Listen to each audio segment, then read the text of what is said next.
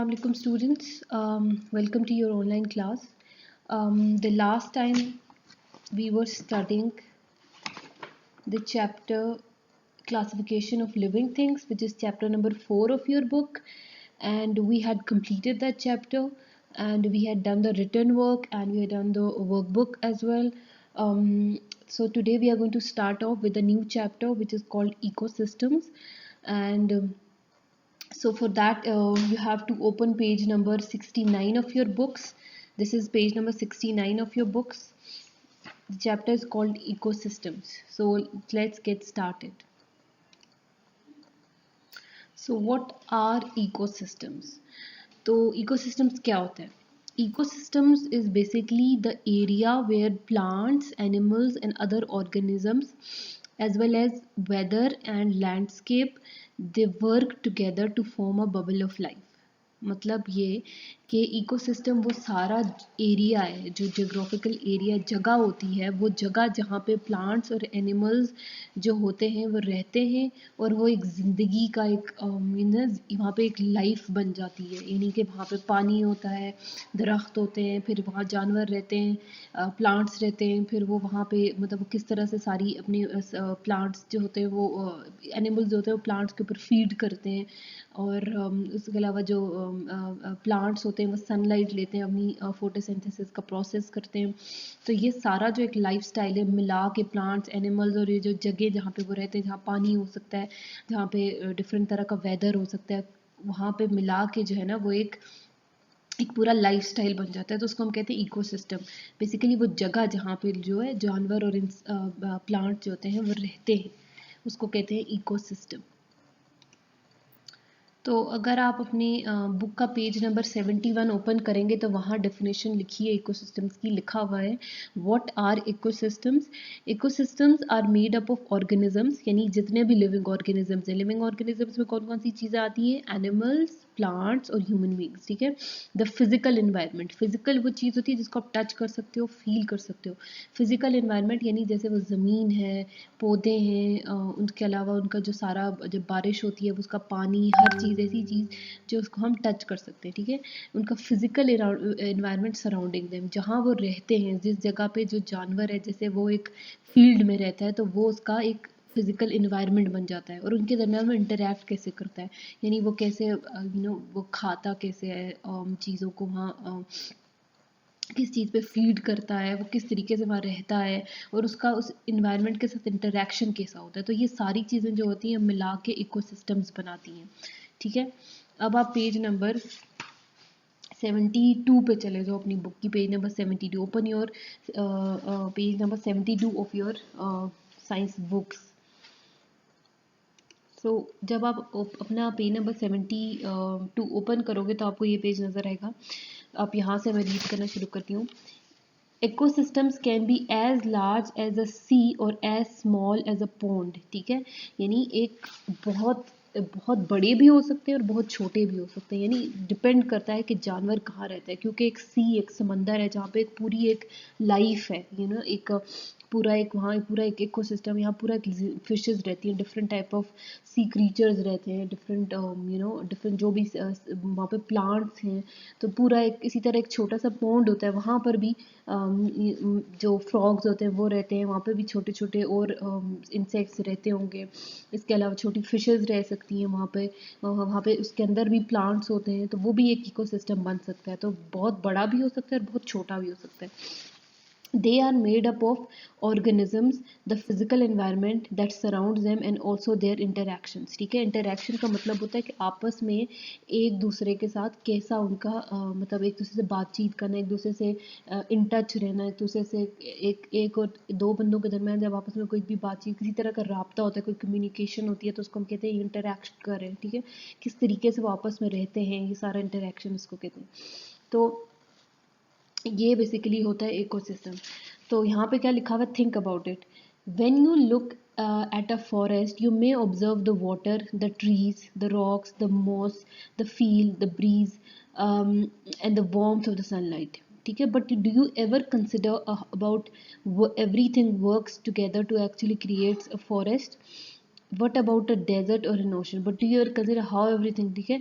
तो ये जब आप कभी किसी फॉरेस्ट की, किसी जंगल की, फॉरेस्ट जंगल को कहते हैं, तो फॉरेस्ट को जब आप देखते हो तो कभी आपने देखा कि वहाँ पे पानी भी होता है, दरख्त भी होते हैं, पत्थर होते हैं, डिफरेंट छोटे छोटे हर्ब्स होते हैं, उसकी एक अलग सी हवा होती है, ठंडी सी हवा होती है, कभी गर्म भी हो सकती है, ब्रीज होती है, उसके अलावा सनलाइट वहाँ की वार्मथ होती है।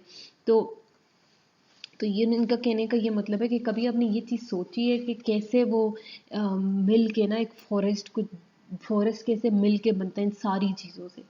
और क्या और इसी तरह डेज़र्ट जो होता है, डेज़र्ट डिफरेंट तरह का इकोसिस्टम है। वहाँ पे ट्रीज़ नहीं होते, वहाँ पे पानी नहीं होता, वहाँ पे दरख्त नहीं होते, वहाँ पे इस तरह हर्ब्स नहीं होते छोटे छोटे, वहाँ सिर्फ सैंड होती है और वहाँ एक पर्टिकुलर टेम्परेचर होता है, रात के टाइम अलग, दिन के टाइम अलग होता है।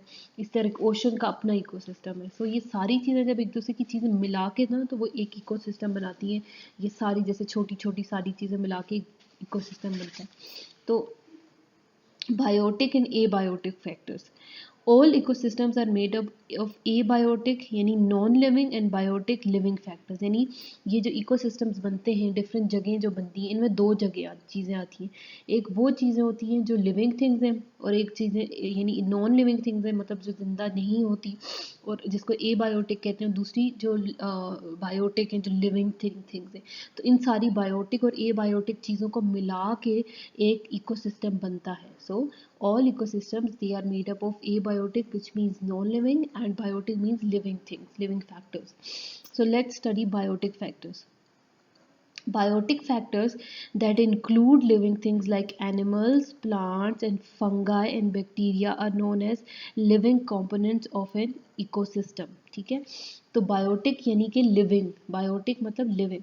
तो उनमें क्या क्या चीज़ें आती हैं? एनिमल्स आते हैं, ऑब्वियसली प्लांट्स आते हैं, फंगाई मैंने आपको बताया था सिंगल सेल्ड होते हैं, बैक्टीरिया भी सिंगल सेल्ड होते हैं।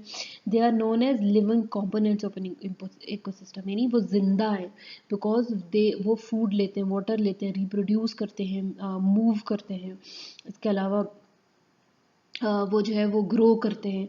तो ये सारी चीज़ें फैक्टर्स उनको क्या बनाती हैं? उन्हें लिविंग थिंग्स बनाती हैं, उन्हें बायोटिक बनाती हैं, यानी लिविंग ऑर्गेनिजम्स बनाती हैं। और बीज extracting nectar from a Daisy is an example. जैसे आपको ये पिक्चर में नज़र आ रहा है, ये एक बी है और एक नेक्टर फ्लावर है, उसमें से वो नेक्टर, सॉरी ये डेजी है, डेजी में से वो नेक्टर कलेक्ट करिए, फूलों के अंदर नेक्टर मौजूद होता है। तो नेक्टर बेसिकली एक लिक्विड सा होता है जिसमें शुगर होती है।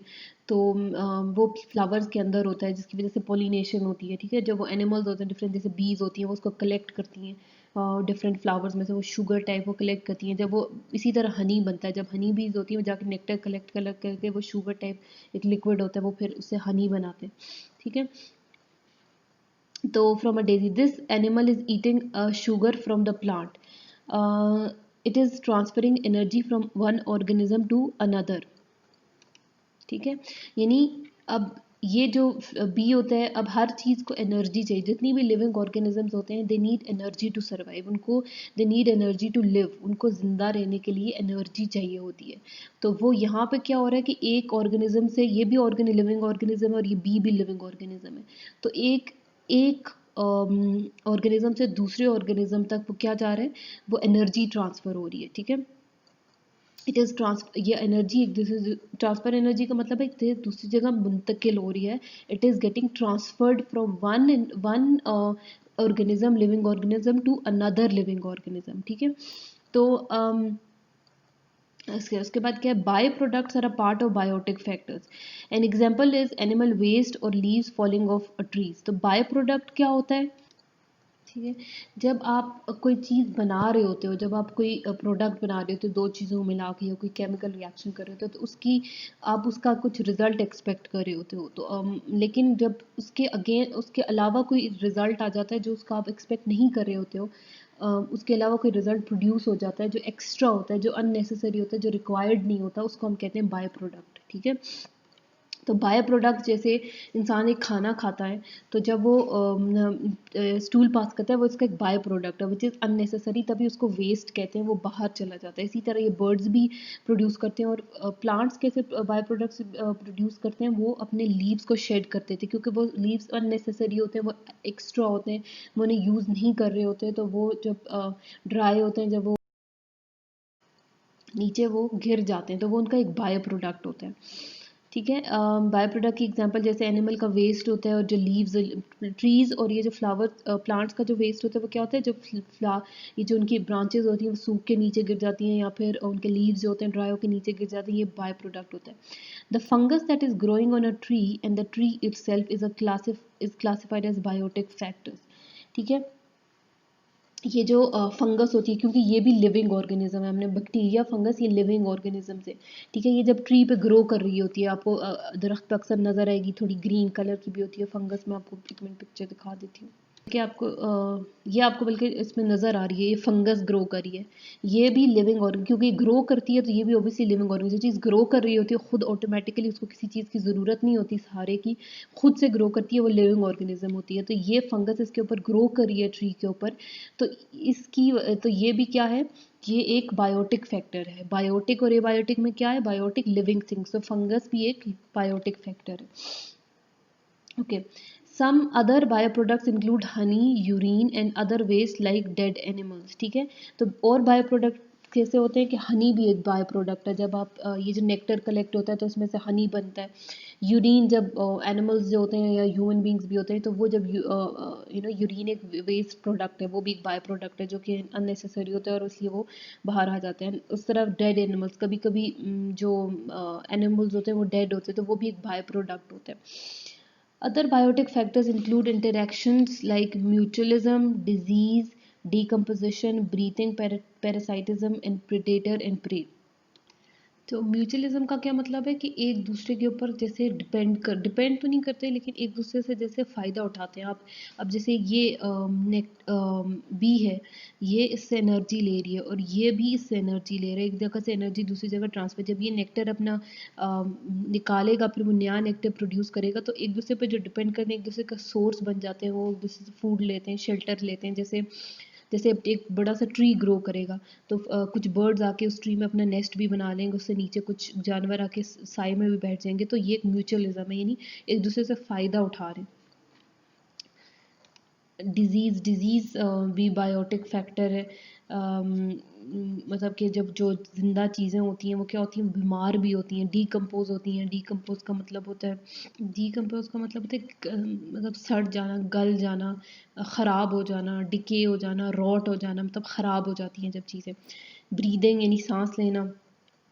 पैरासाइटिज्म, पैरासाइटिज्म में बेसिकली पैरासाइट्स जो होती हैं, जो ऑर्गेनिज्म लिविंग ऑर्गेनिजम्स होते हैं, जो दूसरे ऑर्गेनिज्म के ऊपर फीड करते हैं, यानी जो उसकी अंदर से खुराक लेते हैं। जैसे इंसान के सर में लाइस पड़ जाती है, तो लाइस एक पैरासाइट है, तो वो पैरासाइटिज्म होता है। वो क्या करते हैं कि हम लोग ब्लड लेते हैं, हम लोग जब खाना खाते हैं एनर्जी लेते हैं, हम लोग उससे खाने से ब्लड बनता है, एनर्जी बनती है, ब्लड बनता है। तो वो ब्लड के ऊपर कौन फीड करता है, पैरासाइट्स फीड करते हैं। जैसे कि मॉस्किटोज हो जाते हैं, इस तरह के जो जो छोटे छोटे जो मतलब पैरासाइट्स होते हैं, जैसे लाइस हो जाती है, वो सर में पड़ जाती है, तो फिर वो हमारे खून को पीती है।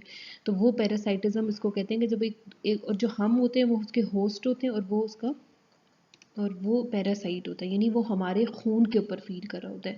यानी वो ऑर्गेनिज्म जो दूसरे ऑर्गेनिज्म अम, के ऊपर फीड करें, यानी उसके फूड, वो जो एनर्जी बनाता है उससे फीड करें, उनको पैरासाइट्स कहते हैं। तो हम जो होते हैं उसके होस्ट होते हैं, यानी वो हमारे ऊपर से फीड लेता है, वो हमारे ऊपर से वो एनर्जी लेता है, तो इसको कहते हैं पैरासाइटिज्म।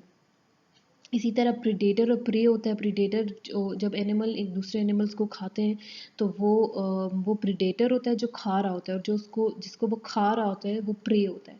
जैसे एक लाइन होता है, व्हेन इट ईट्स डियर, तो the lion is the predator while the deer is the prey. So this is predator and prey. So ये सारे बायोटिक फैक्टर्स हैं, यानी जिस बायोटिक फैक्टर्स मतलब जिसमें लिविंग ऑर्गेनिजम्स इन्वॉल्व हैं, लिविंग थिंग्स इन्वॉल्व हैं, यानी प्लांट्स, एनिमल्स, फंगाई, बैक्टीरिया, जो भी जिंदा चीज़ें इन्वॉल्व हैं, that are called living factors. So अब हम देखते हैं ए बायोटिक फैक्टर्स, यानी non living factor. Non living things की वजह से जो फैक्टर्स होते हैं वो क्या है। The abiotic factors of an ecosystem consist of non-living physical and chemical components, यानी जितनी भी नॉन लिविंग components यानी उसमें बेशक नॉन लिविंग थिंग्स से रिलेटेड जो भी चीज़ें इन्वॉल्व होंगी, वो सारे, बेशक वो केमिकल कंपोनेंट्स हैं, फिजिकल कंपोनेंट्स, यानी कि एक चीज़ का कैसे बनी हुई है, उसके अंदर क्या साइंस है, और वो कैसे इफ़ेक्ट कर रही है इकोसिस्टम को, उसका क्या रोल है उसमें, ये सारी चीज़ें, ये सारे फैक्टर जो नॉन लिविंग थिंग्स को लेकर जितनी भी चीज़ें होंगी वो इकोसिस्टम में इन्वॉल्व होंगे। Abiotic factors include the seasons, water chemistry, soil structure and chemistry, level of pollutants, the atmosphere, the climate, temperature, precipitation, light intensity, ये सारे क्या हैं, एबायोटिक फैक्टर्स हैं, ये जो इकोसिस्टम को बनाते हैं, यानी ये लिविंग थिंग्स हैं, ये नॉन लिविंग थिंग्स। जब सीजन्स हैं वो एबायोटिक फैक्टर, यानी वो लिविंग फैक्टर नहीं है, वो नॉन लिविंग फैक्टर है कि आता है और जाता है। जो वहाँ का जो इकोसिस्टम, जैसे फॉरेस्ट है, वो पूरा उसका वहाँ पे एक इकोसिस्टम होता है, वहाँ प्लांट्स होते हैं, एनिमल्स होते हैं, फिर वो कैसे एक दूसरे से इंटरेक्ट करते हैं। फिर नॉन लिविंग फैक्टर्स क्या आ जाते हैं, सीजन्स आ जाते हैं, यानी कि मौसम बदलता है, ओबियसली हर साल सीजन बदलता है, कभी समर्स आ जाते हैं, कभी विंटर्स आ जाते हैं, कभी ऑटम स्प्रिंग जो भी होता है, डिफरेंट सीजन आ जाते हैं, तो ये इसका एबायोटिक फैक्टर है। इसके अलावा वाटर केमिस्ट्री, पानी, water is very very important, यानी वाटर की केमिस्ट्री में क्या है कि वाटर जब आप फार्मूला देखते हो, साइंस में फार्मूला आ जाते हैं, तो वाटर दो चीज़ों से बना होता है, एक हाइड्रोजन और ऑक्सीजन से, ठीक है।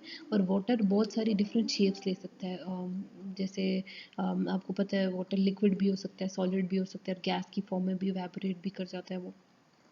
तो वाटर बेसिकली इकोसिस्टम्स का एक बहुत इंपॉर्टेंट पार्ट है, स्पेशली जो सी लाइफ होती है, ओशन लाइफ होती है। वैसे भी फॉरेस्ट वगैरह जो होते हैं, वहाँ पे पानी के बगैर तो कोई चीज़ ग्रो कर ही नहीं सकती। जैसे प्लांट्स होते हैं, उनको पानी चाहिए, एनिमल्स जो वो रह रहे होते हैं उनको पानी चाहिए, तो इन सारों की ग्रोथ के लिए पानी चाहिए। इसके अलावा कुछ जगहों के, जैसे अब ये कुछ के लिए वो होम है, पानी होम है, जैसे सी है, सी लाइफ के लिए तो पानी एक घर भी है।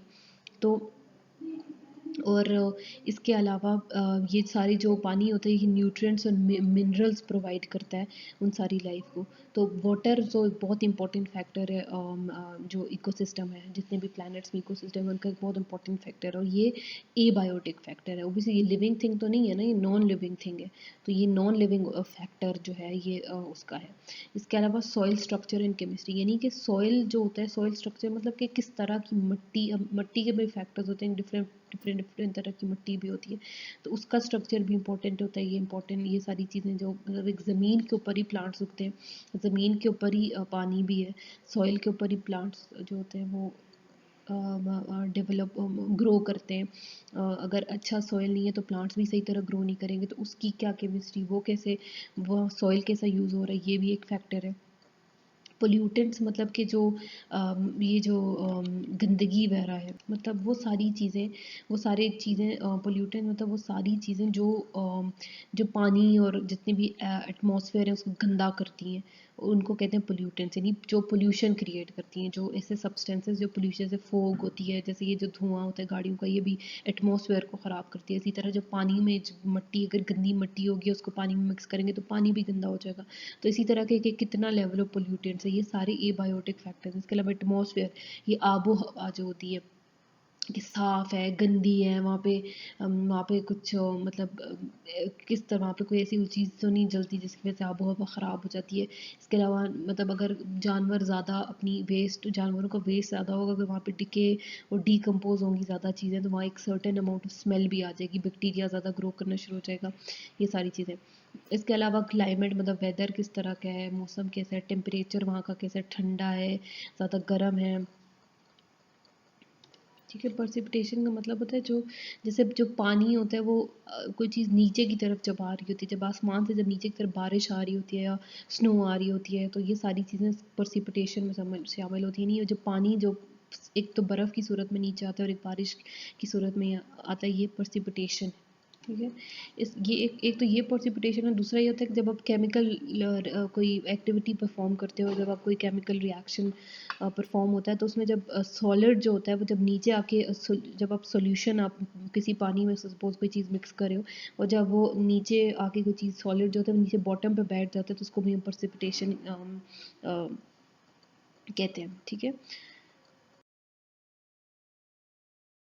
तो ये सारे जो फैक्टर्स हैं, ये सारे क्या हैं, एबायोटिक फैक्टर्स हैं, ठीक है। इनको कहते हैं एबायोटिक फैक्टर। जो ये सारे बायोटिक और एबायोटिक फैक्टर्स मिला के एक इकोसिस्टम बनता है, ठीक है। यानी वो इकोसिस्टम यानी पूरी सोसाइटी, जहाँ जानवर और प्लांट्स की सोसाइटीज़ जो होती है। Both biotic living factors and abiotic non living factors make up this swamp environment, यानी ये स्वॉम्प जो होती है, ये जो बर्ड आपको नज़र आ रही है इसको स्वॉम्प्स कहते हैं, ठीक है। इन दोनों का ये सारी चीज़ें मिला के ये एक इकोसिस्टम बना है। आपको पानी नज़र आ रहा है, आपको ये एक लिविंग ऑर्गेनिज्म, इसके ऊपर जो प्लांट्स हैं ये लिविंग ऑर्गेनिज्म है, ये जो पानी नज़र आ रहा है ये बायोटिक फैक्टर है। इसके अलावा जो एयर होगी, एटमॉस्फेयर होगी, जो वेदर होगा, जो बाकी सारी चीज़ें होंगी वो बायोटिक फैक्टर्स होंगे। बायोटिक फैक्टर्स इंक्लूड, ठीक है, इनमें बायोटिक फैक्टर्स क्या है, include others alligators, great white एग्रेट, इस ये जो आपको ना ये स्वॉम्प की एक नस्ल है, ये स्वॉम्प बर्ड होता है जो उधर पानी में रहते हैं, लंबी लंबी टांगे होती हैं इसकी, ये सारी willow trees, swamp, faith and many other living organism, यानी आपको ये जो सारी चीज़ें नज़र आ रही हैं, इसका एलिगेटर भी जानवर होते हैं, यहाँ पे पानी के अंदर एलिगेटर्स भी होते हैं, ठीक है। तो ये सारी चीज़ें जो है ना ये लिविंग बायोटिक फैक्टर्स हैं। The climate, air, water, muddy soil and shady areas are all abiotic parts that make swamps different from other environments, ठीक है।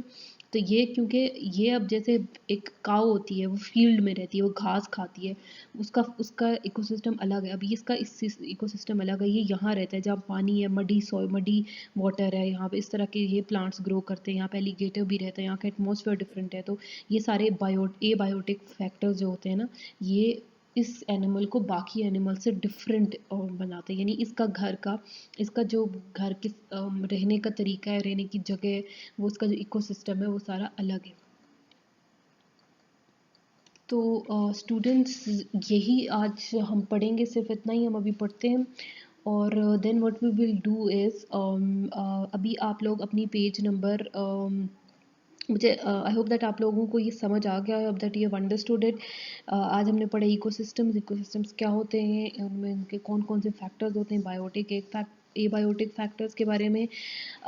आई hope that you all have understood today's lecture and now we are going to I'm going to give you this task that you have to perform at home. You have to open page number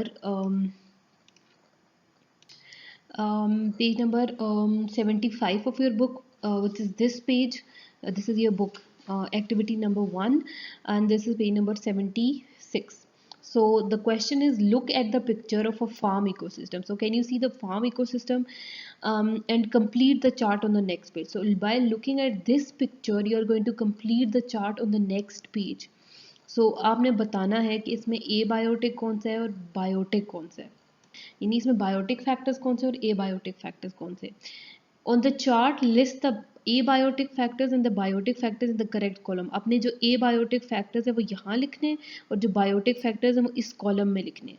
उसके बाद इन्होंने क्या लिखा हुआ है कि categorize the biotic factors as producers, consumers और decomposers using the letter P, C और डी। प्रोड्यूसर का मतलब होता है जो कोई चीज़ प्रोड्यूस करता है, ठीक है, यानी वो किसी के लिए खाना जो होता है ना वो प्रोड्यूस करते हैं, यानी जैसे प्लांट्स होते हैं वो प्रोड्यूसर्स होते हैं। क्यों? क्योंकि वो कोई चीज़ प्रोड्यूस, जैसे प्लांट्स होते हैं फ्रूट प्रोड्यूस करते हैं और फ्रूट्स को हम खाते हैं, यानी प्रोड्यूसर्स का मतलब कोई चीज़ पैदा करना। जैसे प्लांट्स होते हैं वो एक प्रोड्यूसर होते हैं। अब जैसे गाय है वो दूध प्रोड्यूस करती है, दूध हम पीते हैं। तो इसी तरह ये जो जितनी भी चीज़ें, कोई चीज़ अंडे देती हैं, जैसे मुर्गियाँ, हेन्स जो होती हैं, दे ले एग्स, वो अंडे देती हैं, तो वो एक कुछ प्रोड्यूसर है, वो कोई चीज़ प्रोड्यूस करी और उनको हम खा रहे हैं, ठीक है। तो अब इसी तरह अब जैसे ये इन्होंने एग्जांपल दी। अब इसके अलावा कंज्यूमर्स कौन होते हैं? जो खाते हैं, जो चीज़ों को खाते हैं। जैसे हम प्लांट्स को खाते हैं, प्लांट्स प्रोड्यूस करते हैं फ्रूट्स को और हम उनको खा जाते हैं। तो कंज्यूमर का होता है जो कंज्यूम कर लेता है, जो किसी चीज़ को ले लेता है, खा लेता है, उसको हमने कंज्यूम कर लेते हैं, हमने वी ईट इट, ठीक है। और इसके अलावा डीकम्पोजर्स का मतलब होता है जो ख़राब हो जाता है, डिके हो जाती है, रॉट हो जाती है, ठीक है, वेस्ट जो होता है सारी चीज़ें, ये डीकम्पोज, जैसे डेड एनिमल्स होते हैं, ये जो प्लांट्स पड़े रहते हैं, तो वो सारा जो होता है वो कंपोजर्स में आता है, ठीक है। जैसे अब आपको उन्होंने दो करके दिखाए हुए हैं। एबायोटिक फैक्टर्स का मतलब है जितने भी नॉन लिविंग फैक्टर्स हैं जो हमने जैसे पढ़े हैं पीछे, temperature, precipitation, air temperature, water, soil, pollutants, atmosphere, climate, temperature, light intensity की इंटेंसिटी क्या है, सनलाइट, ये सारी चीज़ें देखिए उन्होंने आपको एग्जांपल दी हुई है। अब आपको सन नज़र आ रहा है, ठीक है, तो ये किस में आएगा, ये ए बायोटिक फैक्टर में आएगा। और बायोटिक क्या होगी, यहाँ से उन्होंने जैसे एक एग्जांपल लिए फिश की, ये लिविंग ऑर्गेनिज्म फिश, तो ये हम लोग लिखेंगे पी, सी और डी, ठीक है। अब ये जो फिश है उस वो क्या है, वो कंज्यूमर, हम लोग उसे क्या कहते हैं, वो कंज्यूमर है, क्योंकि उसको हम लोग खाते हैं, हम उसे कंज्यूम करते हैं, वो कोई चीज़ प्रोड्यूस नहीं करी होती, उसको वो हम उसे सिर्फ कंज्यूम कर रहे होते हैं। अब जैसे पॉन्ड वाटर है, यहाँ पे ये जो तालाब, पॉन्ड कहते हैं तालाब को, तो उसका पानी आप लोगों को नज़र आ रहा है, ये पॉन्ड यहाँ पे ये नज़र आ रहा है इसका, ठीक है। ये ए बायोटिक फैक्टर है। इसमें बायोटिक फैक्टर क्या होगा, पॉन्ड प्लांट्स, उसमें पॉन्ड के अंदर जितने भी दरख्त होंगे वो बायोटिक होंगे, और प्लांट हमेशा से प्रोड्यूसर होगा, जितने भी प्लांट्स होंगे वो प्रोड्यूसर्स होंगे, तो आपने उसको पी लिखना है, ठीक है। अब मैं आपको डीकम्पोज की एक एग्जांपल देती हूँ, जैसे ये ट्री की ये जो ब्रांचेस पड़ी हैं, जैसे ये वुड लॉग्स पड़े हैं, इनको लॉग्स कहते हैं, जो दरख्त के मोटे जो स्टेम्स होते हैं, और ये वो, इनको वुड लॉग्स कहते हैं, ये वुड लॉग्स। अब ये जो होते हैं ये डिकम्पोज होगा, यानी इसको हम दोबारा से तोड़ के कोई नई चीज़ बनाएंगे, ठीक है। तो इसको कहते हैं जो चीज़ तोड़ के आप नई बनाएंगे वो डिकम्पोज में आएगी, तो उसमें आप लोग डी लिखोगे, यहाँ पे डी लिखोगे। जैसे अब अगर मैंने यहाँ पे ए बायोटिक में, नेक्स्ट में एक आपको बताती हूँ ए बायोटिक फैक्टर, जैसे मैं कह देती हूँ ये क्लाउड्स है, ठीक है, ये ए बायोटिक है। तो बायोटिक में मैं कह देती हूँ ये काउ है, और ये काउ जो बायोटिक में मैं कह देती हूँ बायोटिक में मैं कह देती हूँ काउ है। और मैं अगर ए बायोटिक इसको देखूंगी तो ये जो होगा ये डी होगा, क्योंकि ये जो होती है वो डीकम्पोज हो रही होती है।